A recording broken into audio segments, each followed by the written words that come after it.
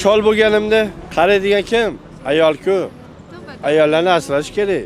Pulim ko'p bo'lganda hammaga yordam qilardim, shu больницада aniq yotganligi, shu ayollarga ayniqsa hozirgi paytda. Ayolimda har yili 2 marta ko'rikdan o'tkazib turaman, o'zimda ham shunaqa. Bugun biz Berundagi erkaklardan ularning ayollari va opa-singillari salomatligi haqida savol-javob o'tkazamiz. Qani boshladik. Uydagi ayollaringiz, opa-singillaringiz va onaxoningizlarning sog'liqlari sizga qanchalik muhim? Juda ham muhim. Juda muhim, albatta. Eng kerakligi salomatlik. Menga endi birinchi navbatda oilamning sog'liqligi, yaqinlarimning salomatligi lozim birinchi o'rinda. Ularning salomatligi kerak. Onam sog'ligi mana shu birinchi o'rinda. Juda ham muhim o'rinda o'tiradi onam mana shu. Menga kerak u. Chol bo'lganimda qaraydigan kim? Ayol-ku.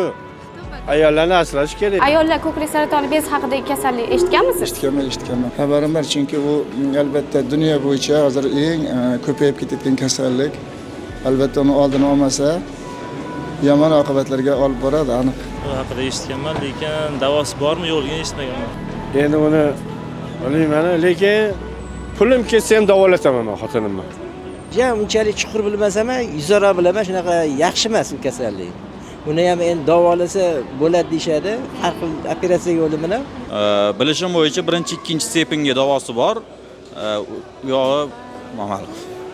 Bunaqa bo'ladigan bo'lsa, Xudoning saqlasin, baribir. Ko'ringlarda o'tkazgan bo'lardingiz, to'g'rimi? Albatta o'tkazgan bo'lardik. Shu davolash bilan shug'ullangan bo'lardim. Albatta uni nima deydi?